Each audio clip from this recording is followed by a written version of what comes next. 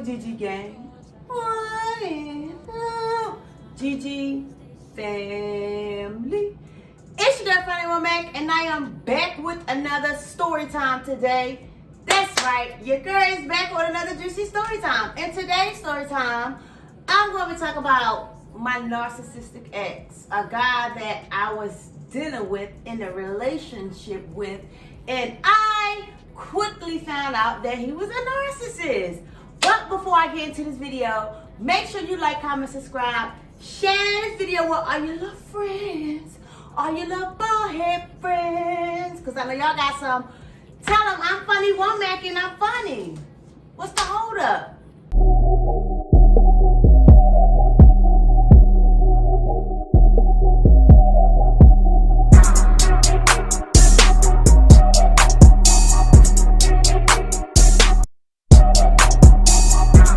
Without further ado, let's get right into this video.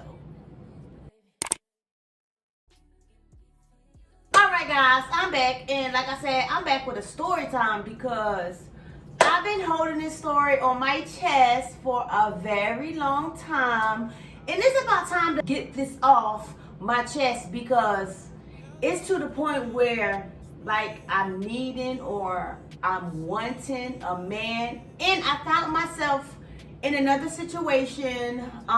It was just a friendship, but I found myself in another situation where this guy was a good guy basically, and I was reflecting all my past traumas from my ex to him, and I basically ruined that friendship, which I mean, it's okay. I take blame, I take fault for it, and it's not nothing I'm gonna beat myself up over. It's just, like I said, it's about that time I get this story off my chest. So for starters, I'm gonna, I wrote some notes. Well, I've been wrote these notes, and I've been wanting to tell this story, but I didn't have the courage. Okay, so instead of a narcissistic man or woman listening, they be wrapped up in their own opinion. So it was like I would tell him something true, something hurtful, and something heartfelt, and he would just like disregard that and just give his nonchalant opinion, basically. They tend to cheat in relationships, whether you're a good woman, whether you're a good man, whether you're doing any and everything, going above and beyond, catering to this person, they still gonna cheat on you. So it don't matter. And the main cause of them getting into a relationship with you is to wreak havoc in your life, to break you down, sis or bro. Period. They consistently need to be admired. My narcissistic ex consistently needed to be admired. I found myself constantly stroking his ego, building him up. Meanwhile, he was tearing me down.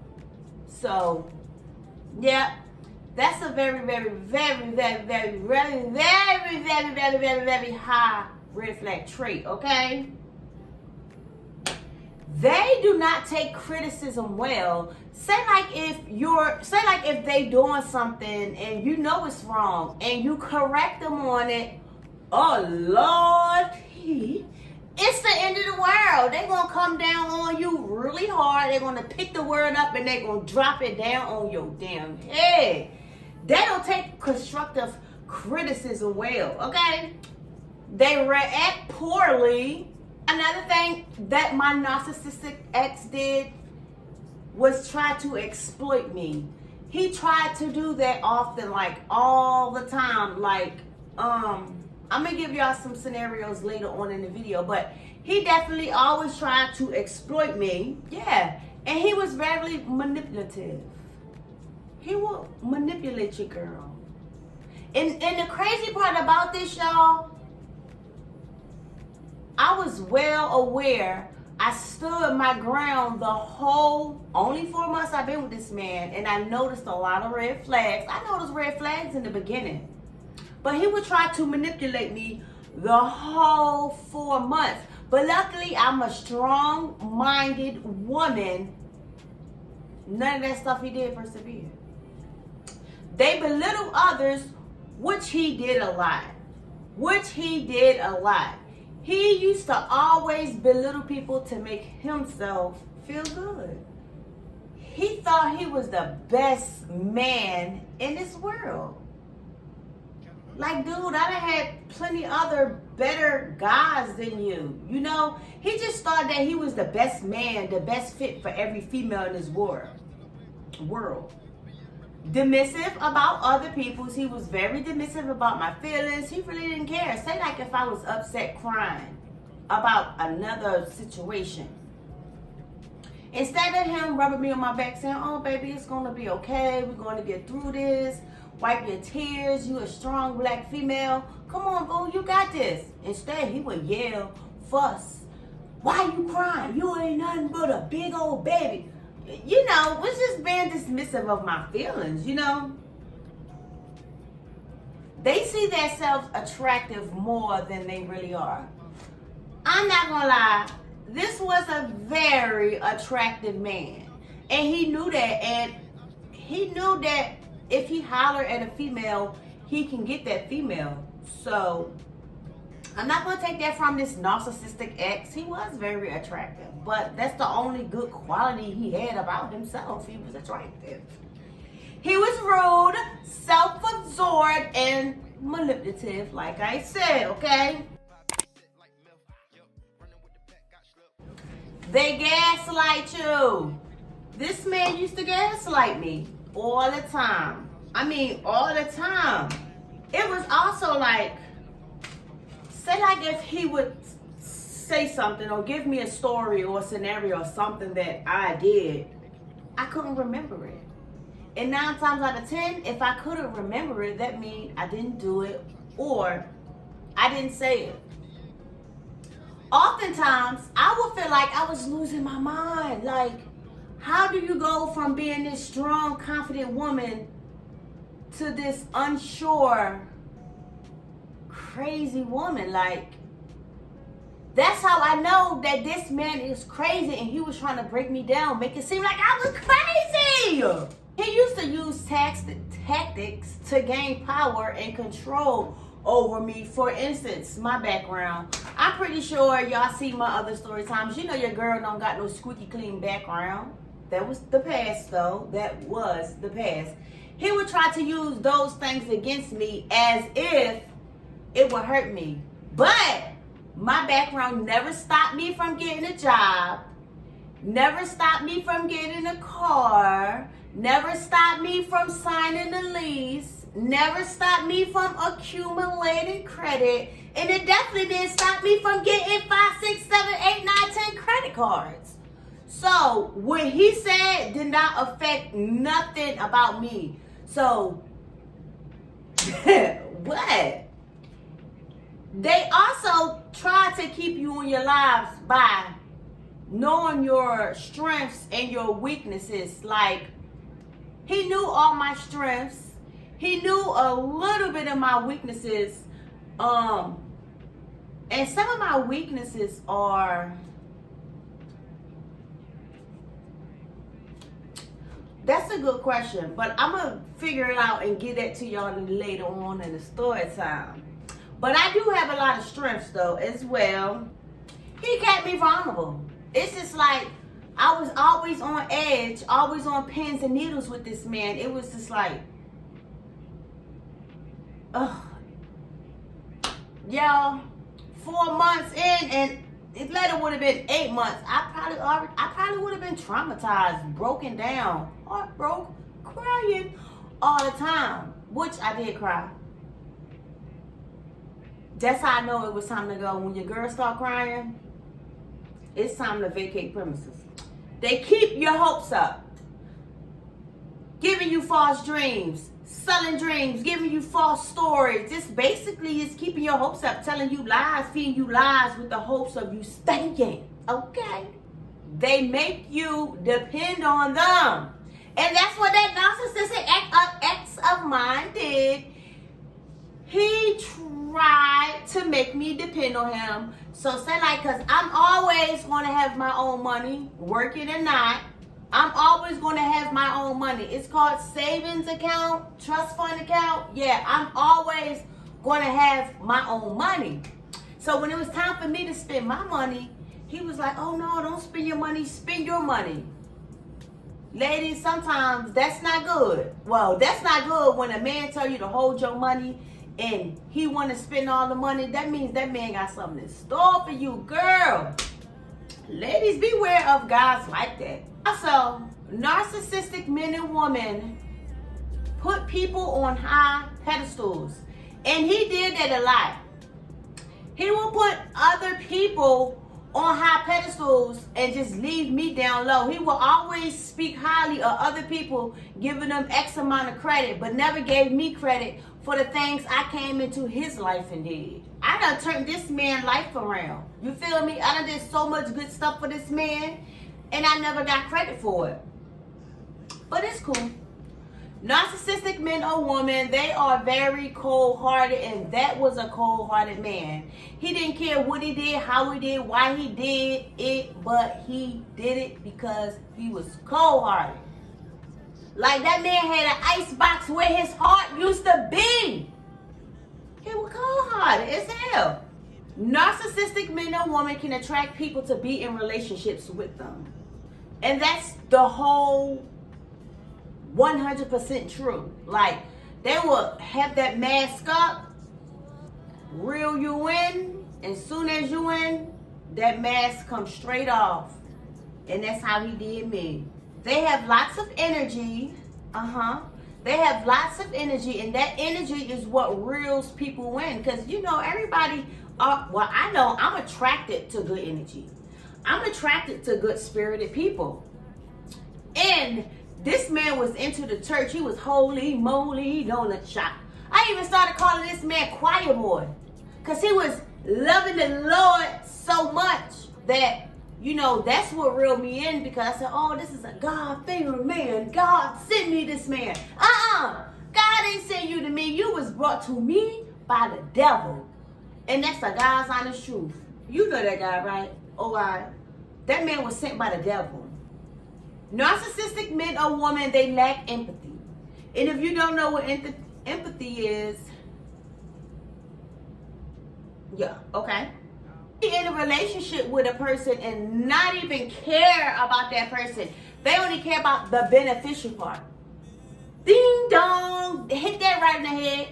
Yeah, we was in a relationship, but he didn't care about me, or he didn't care about having a relationship with me. He only cared about what I could do for him. Meanwhile, while he was spending all his money on me on small stuff, I was spending all my money on him on big stuff, literally, like paying off debts, paying off credit card debts.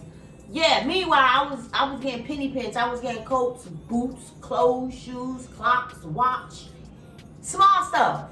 Okay? That's how they do, y'all. Oh, they play motherfucking mind games. Narcissistic men play mind games. They play mind games. They play mind games, because this man played on my mind like it was a game the whole 4 months. You know? Yeah, he did. But it's all good, though, because guess what?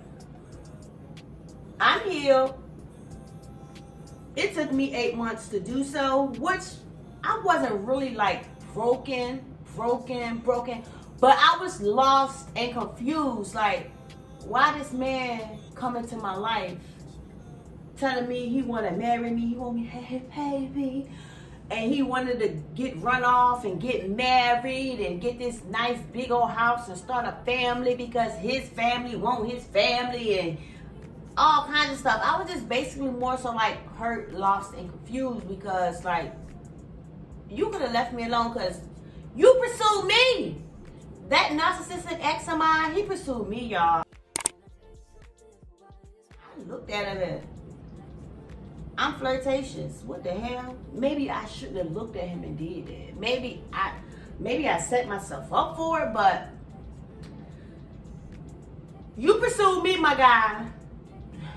They play with your mind and they manipulate your emotions. They pretend like they don't understand. Hold up. Am I a narcissist? Because I pretend like I don't understand. And the only reason why I pretend like I don't understand is because I don't want to do what you asking me to do. But yeah, they pretend like they don't understand. They deflect and they attack, and he did a lot of that. He did a lot of that. Say like if he's the culprit, he did something wrong, and I approach him about it, he turned around and turned it on me. Like I'm the one that did something. No, it's you. You're the one that did something. You turned the argument on me. I wrote something down here. And he spoke on my ex. I spoke on his ex. And he blamed me for the argument because I'm bringing up exes, bringing up things from the past, when clearly he spoke on the ex first, and the only thing I did was fire back and spoke on his ex. So yeah, deflect and attack, okay? This man used to make things up in his head. He used to come up with stories and scenarios in his head like literally the whole 4 months. Like, dude, where you getting this stuff from? Like, what you Google?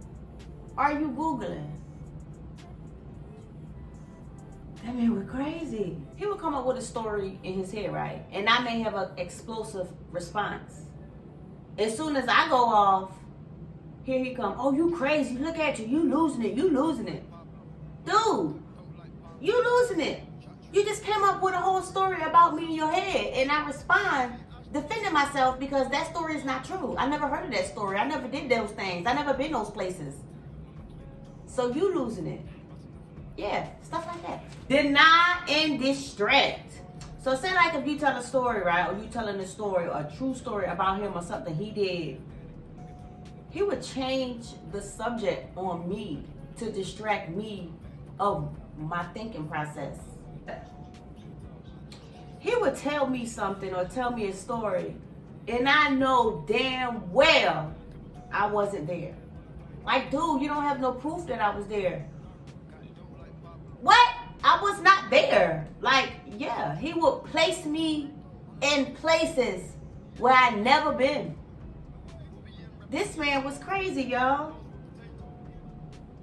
Being told what you think. This man tried to tell me what I think. Huh?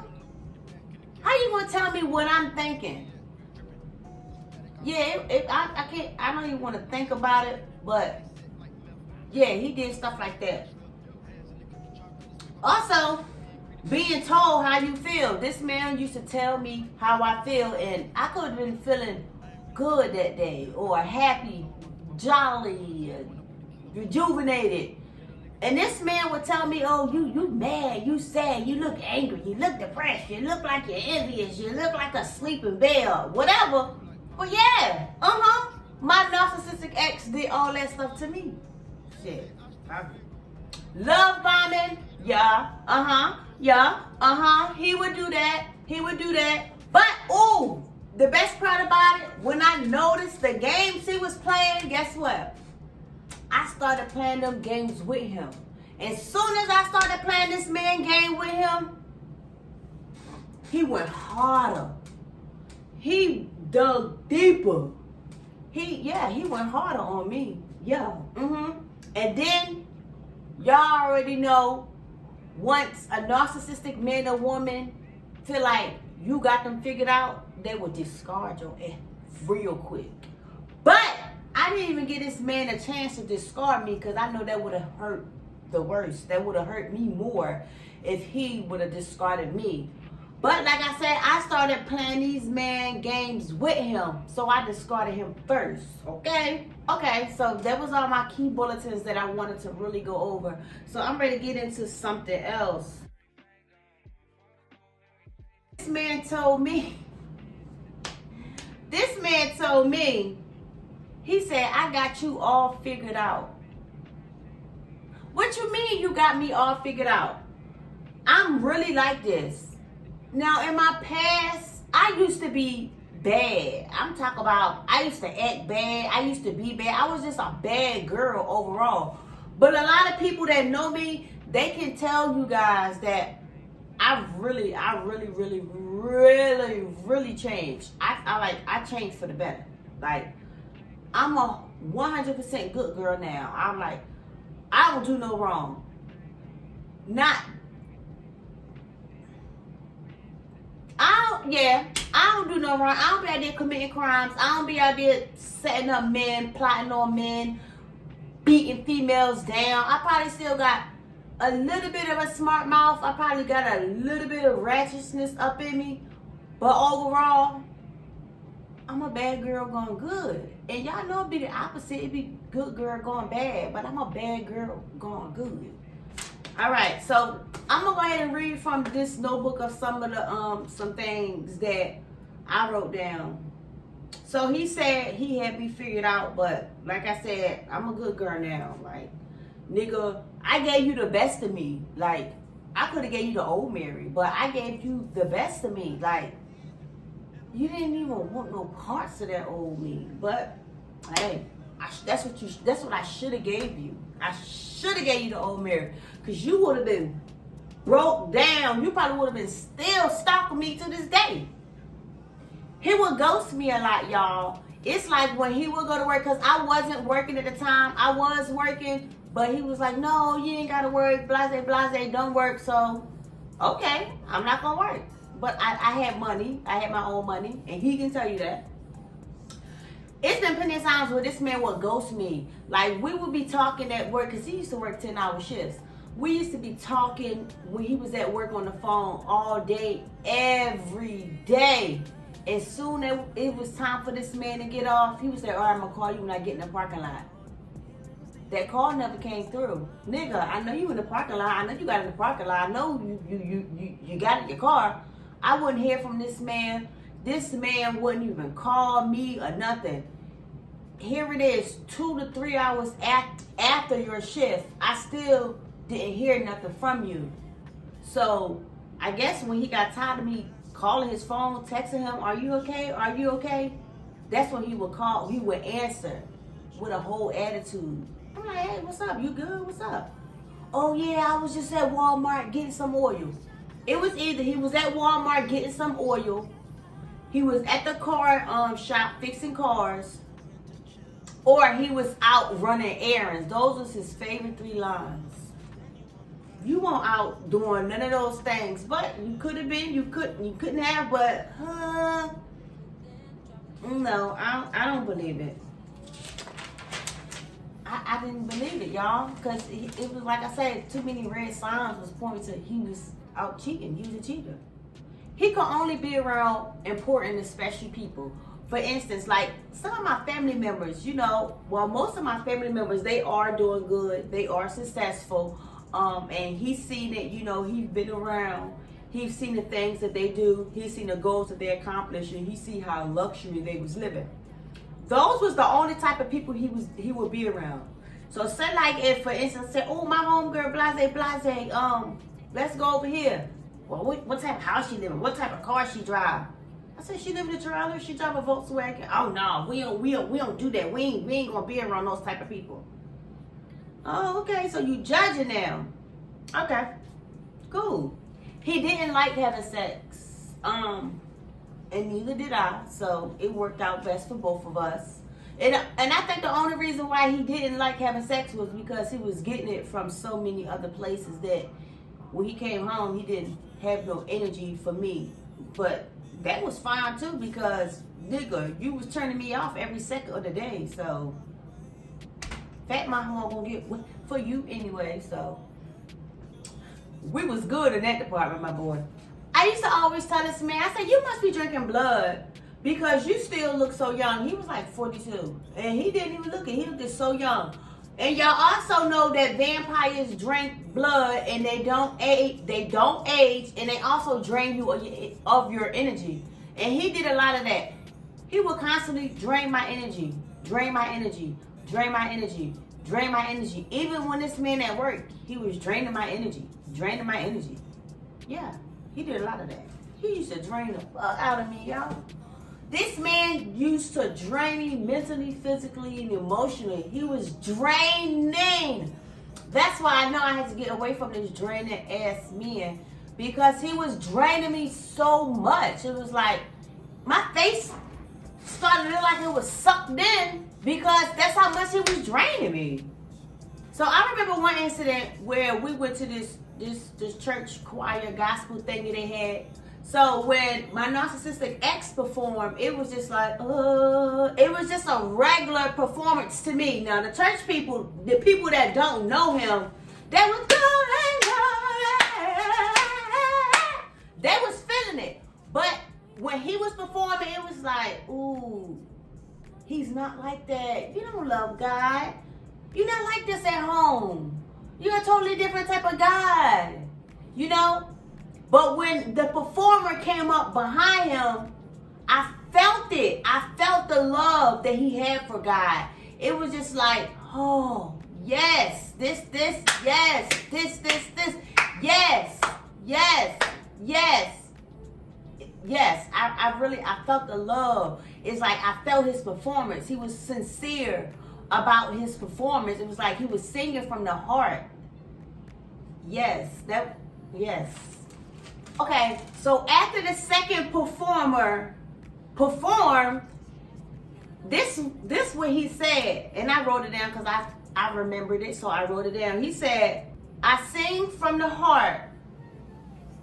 Some of these other singers sing for show. When he said that, I knew he was talking about my narcissistic ex. Because like I said, my narcissistic ex was just singing for show. The one that came behind him, he was singing for love. He was singing for love. And that was a God honest truth. And that was really a God fair man. And I felt it. I saw it. Yup. And then the way he was sweating, and it was, I mean, y'all if y'all was there, y'all would have understand where I'm coming from. But yeah, he was really singing from the heart. When my narcissistic ex was singing, it was no passion. And that singer that came behind him, he felt what I was feeling. And that's crazy. That was basically like confirmation. That was like God telling me, Mary, you're not alone in this. Other people see it. Like, that was just crazy, y'all. But, all right. So I'm about to get into this story time. But before I go, before I get into the story time, I gotta get some water because I'm parched. I said a lot in 32 minutes. So I'll be back.